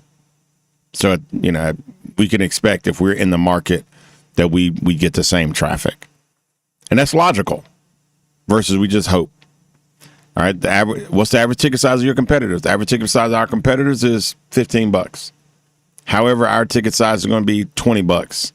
So they're like, well, you're going to be a little bit higher. So is they going to drop your numbers? Well, we did a poll. We did a taste testing in the area. And we believe that based on our poll, taste testing, and our market data, we're still going to get these numbers. And you can show them the polls you did it. And, of course, the date you did it. But the numbers say operating days per month. Are you going to be 7 days a week? Are you going to be Chick-fil-A Monday through Saturday? Because that plays in the time, your opportunity to make money, right? But it also plays in your opportunity to lose money. If I'm open 7 days a week, that means I'm paying for 7 days worth of electricity or 7 days worth of liquid propane, 7 days worth of employees. And you go, well, I'm just going to run it by myself. No bank is going to believe that. No bank is going to believe that you're going to run the food truck 7 days a week by yourself and not crack. You're doing the prep work. You're doing the cleanup work. You're doing the serving. You're doing that. No. And there's no way you're going to convince them that you're going to have, someone and work them 7 days a week. Maybe you hire two people. Each one works 4 days a week. The other works 3 days a week. That way you don't burn them out. That could probably work, but then you'd eventually burn yourself out. They're not going to buy that. I wouldn't buy that. Right? So if you close, say, on Sundays, then they know, all right, well, that's 1 day off. Somebody's going to need at least 2 days off. Well, they don't have to, but if you want to keep somebody, you probably want to give them at least 2 days off. Either that or pay them a ridiculous amount of money, which you can't do. So maybe like a barbershop, you close Sundays and Mondays. Or maybe you're open 7 days a week, but, you have 3 or 4 people that are rotating days. This person's off Saturdays and Sundays, the weekends. This person's off Mondays and Tuesdays or whatever. So now you have 3 or 4 people working, just like a Walmart, right? You have multiple people working, so no one's working more than, say, 40 hours a week or what have you. But then once again, if you have more people working, that's more people to pay. So you gotta think through these things and your projections. You got to be able to justify the numbers. Menu mix and average gross margin. We talked about that. Seasonal changes. Are you going to add that pumpkin latte doing Fall Fest? Right? Packaging. Are you going to have special bags, branded bags, paper bags, plastic bags? Talked about labor and owner draw. Owner draw is what you make. Fuel and travel. Commissary and parking. So just thinking through your expenses. Show how the truck will run legally, safely, and consistently. Legally, yeah. Safely, and consistently. This is huge. Legally, safely, and consistently. Your workflow, your hours, your inventory control, making sure standards are being met, waste is disposed of properly, cleanliness is being met, staffing plan. Once again, we talked about this earlier with products. El Cheapo is normally El Bato, right? I know it's not good English or Spanish, but you go with the cheapest thing. Normally, if you're creating the cheapest product, it's not the highest quality. It's normally the lowest quality for sure. Most expensive thing is not always the best, but the cheapest thing is normally not good. Always not good. Consistently not good, right? That goes with people. If I hire the cheapest person, the person that's going to work for minimum wage or work for $7.75 an hour, $8 an hour, someone willing to work for that, the quality of work you get might not be the greatest. Right? Unless it's, a family member, a friend, one of your cousins trying to help you out. Maybe you can get decent work at low price because they just love you. But if you're just hiring someone off the streets, no bueno. So then you got to pay somebody a living wage, a good wage, which means now your cost goes up. So things to think about. All right. So now you may be chosen, splitting between hiring 2 $8 workers or one $16 worker. Do you get one really great worker or 2 not so good workers? And maybe it's a trade-off. Maybe you're like, no, I need a cook. I need him to be reliable. I need him to show up every day. I need him to be able to run the place when I'm not here. So I'd rather get one super high quality person over 2 bad people. Or maybe you're just like, man, I just need someone to wash dishes, sweep floors, and bring out food and smile. I don't need them to be geniuses. I don't need them to have, anyone customer facing, you need to be good. They just drop the food on the table, or they're, not engaged. Any person that touches the customer needs to be great. So maybe you have somebody back there just cleaning up. Maybe your food is simple to make, so maybe you can hire a cheap cook and teach them, someone you trust is going to do food safety and not be making people sick and doing what they need to do. And then you work the register, you bring out the food. If you have a food truck where there's seating area and you face the customer and always put your best foot forward. So these are things to think about. You're an owner now. You're at the top of that pyramid. You got to think about these things. As a worker, you don't have to think about these things. You just show up and punch the clock. Somebody with the brain is thinking. But now you're the thinker. You got to think about this. Workflow, hours and sites, inventory controls, staffing, food safety. How do you maintain it so you don't get one of those 70 ratings or 80 ratings that you see when you walk into restaurants and you're like, I'm not eating here. All right. And compliance, maintaining that stuff. Explain how demand is created and how risk is controlled. We talked about that in marketing earlier. How are you creating your demand? Hey, we go door to door every Saturday and pass out flyers. Each flyer has a 30% discount code. Every first time visitor gets a 30% discount code. We run ads. We pay for ads to bring brand awareness.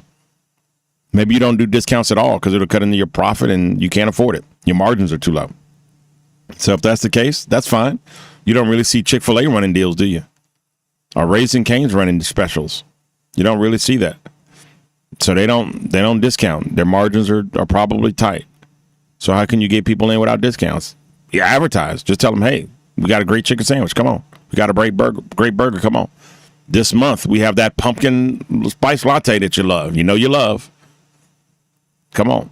So you innovate. You think of creative ways to advertise and get the people in there without having the discount. All right. Explain how your demand is created. How people fall in love with your brand. Are you going to cater? Like, hey, yeah, man, we're gonna cater for $30 a person. Or what have you. Okay. How do you mitigate risk? Do you have bad weather? Do you shut down for the day? Maybe you do. Maybe you don't. Equipment breaks down. Do you have reserves or do you have somebody that can come out and repair? What happens when those eggs double in price? What happens when you've been at a site for a month and you're not making sales? You have alternative sites or you locked into a contract with that location? What happens if your sales are below projections? Do you just pull the ripcord and bail out? Or do you have a strategy to get it back rolling? Things to think about. Okay. Jado's talking about supporting documents, your business planning, executive summary. And let me just say this. Everybody loves AI. Everybody loves it. But having AI write your business plans and all that stuff, menu and pricing sheets and all that, it does not help you at all. It may help you in the fact that it gives you an example of how to actually write one for real. It doesn't help you. I've had students that have used AI to build this stuff for them, and then you ask them a question, they don't understand it. AI can't run your business. When a bank asks you, so what are you going to do about this line item in the budget? And you just stand there looking dumb because you didn't even realize that line item was in the budget. Or maybe you read through it and you didn't even understand what that line item was. Not saying don't use AI, use it to get you started. AI, this is my business idea. Put in all the information you have. This is my recipes. This is my thought process. This is my logo. Any information you have, and say, okay, help me write a business plan. And let it help you write one. And then ask it, hey, what's line item 1? Why is it there? What's line item 2? Why is it there? What's line item 3? And make sure you fully understand it. If you're going to use AI, make sure you understand everything that it put down there. And if you're smart enough and you know your business well enough, you'll be able to challenge it on things that don't make sense. And if you're not challenging it, that means you don't know your business well enough. That means when the banker challenges you, why is line item 13 there? And you don't know, you just think you don't know all right, this person had AI print this out and they don't know what they're doing. We're not giving you money. When you're asked, hey, you're putting, avocados in your shake. I know people love avocados, crazy about avocados, but why are you putting them in your shake? Because AI told me to. Nah, get out of here. So you need to know your business. Need to know your business.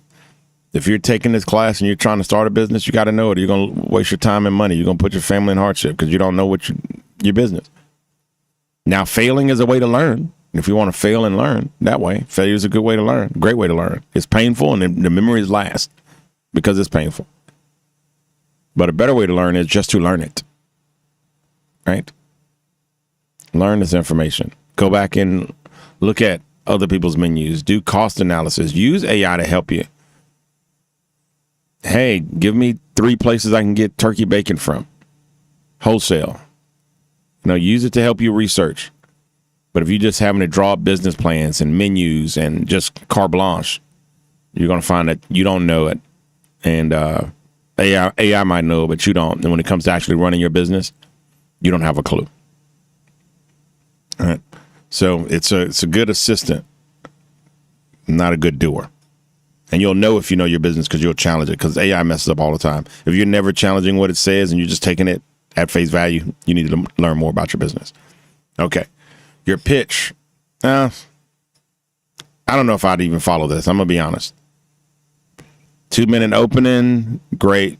3-minute background, 3-minute market opportunity, competition, menus and recipes, startup budget, financial operations. This is an absolutely phenomenal layout. And it's great, absolutely great to follow this. But I would personally spend a little bit more time on market opportunity. I would probably spend a little bit more time on borrower background. Spend more time on competitive edge. Spend less time, maybe a minute or two, in menu recipes and cost analysis. So yeah, I would probably spend a little more time in, menu and recipes, a little less time in startup budget and loan. You're like, hey, don't you need to tell them about the startup budget and loan request? Not really, because they're going to have a document in front of them that says the amount I need and the things I need it for, right? Or maybe I glazed through it and just like, hey, we need, obviously the trailer, which is this cost, the items, cooktops, all that stuff, this cost, and then blah, blah, blah, blah, which this cost for a total of this amount. Right? And then I'd be on. I want to, spend more time in why I'm a good person to loan to, market opportunity, why this is a good market, why I'm better than my competitors, all of these things that's going to put confidence in me and my business and know that I can give them back their money. Financial projections, I probably would spend, maybe about 4 minutes on financial projections. This is how you're going to get your money back. All right. So, but this is a great guideline. It's a great guideline, but I would modify it as it works for you.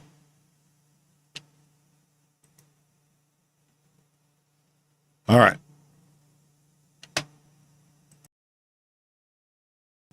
All right. So how strong delivery sounds. Confident, not defensive.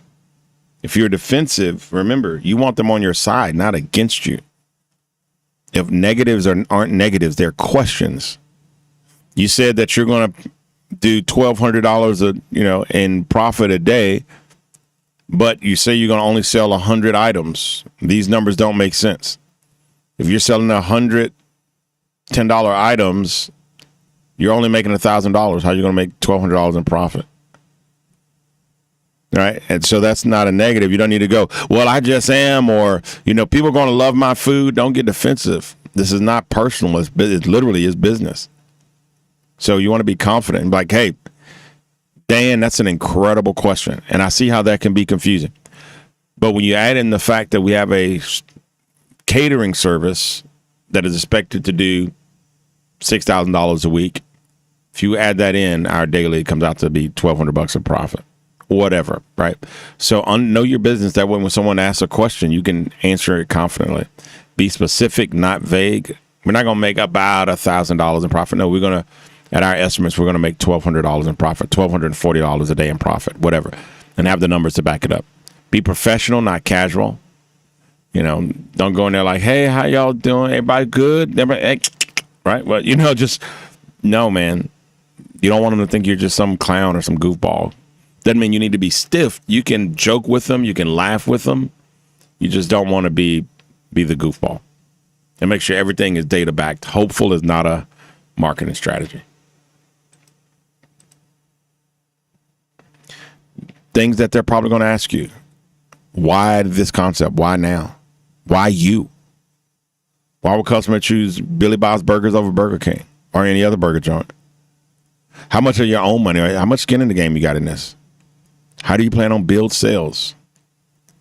How did you build these projections? Why do you think you're going to do $1,240 in profit? Where do these numbers come from?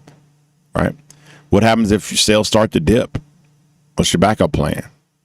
Right? Well, if sales decline, we already have, out of the items we have, we can add 2 new menu items that we believe will build interest, along with we're going to take, increase our marketing budget by 10%, whatever. Have a strategy. What collateral, personal support, or backup capacity do you have? What permits or compliances? So stuff we've talked about. Mistakes that weaken the pitch. Being vague. Well, we think we're going to do about $1,000. Well, I think we're not going to give you money, right? No borrow investment. How much money are you putting in this? Well, I'm not putting in much time in it, and I'm not putting much money in it. I'm going to have my cousin run it. And they're like, all right, you're not even invested. You don't even really care. Weak projections. Numbers are rounded or random. Just 1,000 versus 1,240. So they're just rounded and they look random or they're unexplained. We think we're going to get 50 customers a day at $20, which would be $1,000. So how do you know it's going to be $20? You have menu items that are $7. How do you know they're not just going to buy the $7 menu items? And why do you think it's going to be 50 customers a day? Why not 0 customers? Why not 1,000? Where did these numbers come from? Well, great question, Sophia. We're averaging to $20, or we believe it's going to be $20 or $21 because that's the price of our combo. And when we did 3 days of straight testing, where we were in the area, we did a pop-up tent, we sold, and our average ticket price over those 3 days was $21. We believe 50 customers because that's how many we average over those 3 days. Or we polled the area, and the average food truck in this area over polling half a dozen food trucks was $50, right? So your projections need to make sense and not be guesses. Too much menu complexity. Oh, I can't tell you how many times I've told people to simplify their menu. Oh, I can't tell you. So many innovative businesses have gone out of business or had to dial back their menu, and they call me and say, man, you told me so. They're going to come like, we're going to have this. You're going to come to our food truck, and you're going to have every menu item on earth. I tell restaurants that have plenty of storage space not to do that, let alone a food truck with limited storage space. You don't want to offer 50 things. You don't want to be mediocre at 50 things. No one ever said, let me go to this place. They have a lot of mediocre things to choose from. And if you think you're going to be absolutely wonderful at all 50 of those items, it's not. You're not going to be wonderful at it, and you're not going to train someone else to be wonderful at it. Maybe someone's incredible at it doing a half a dozen items, maybe 10 items, and it can kill them. So if you have 50 items, then you need 5 people that are incredible at 10 things. Because you're not going to be just incredibly making 50 different items. It's just very rare and unusual. So normally you want to specialize. People won't come for 50 mediocre things, but they'll come for something great. No one tells their friend, we're going to go to the mediocre place. But they will tell their friends, man, this is the best burger place. This is the best chicken place. Raising Cane's has great chicken. Bill Miller's barbecue is outstanding barbecue. What have you. Actually, Bill Miller's barbecue, but Bill Miller's barbecue to me has a good taco, which is very weird. I actually don't go there to barbecue. In Texas, we got real barbecue, great barbecue places. But Bill Miller's is a great franchise. Bill Miller's is kind of like the McDonald's of barbecue, right? Very kind of, McDonald's doesn't make the best burger, but they make a burger everybody can enjoy, right? Bill Miller's doesn't have the best barbecue in the world, but they make barbecue that everyone can enjoy. Even though they do have, their breakfast to me beats everything else. But they've made a name for themselves. They built a business. They built a brand, right? And as brands grow, they often become more plain to appeal to more people. But they've built a name, you know.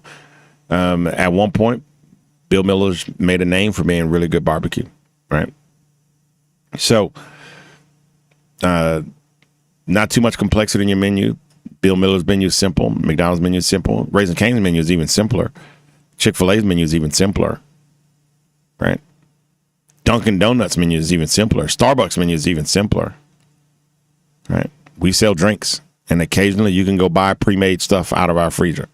We didn't make it, but you can go pick it out of the little fridge down there and buy it yourself.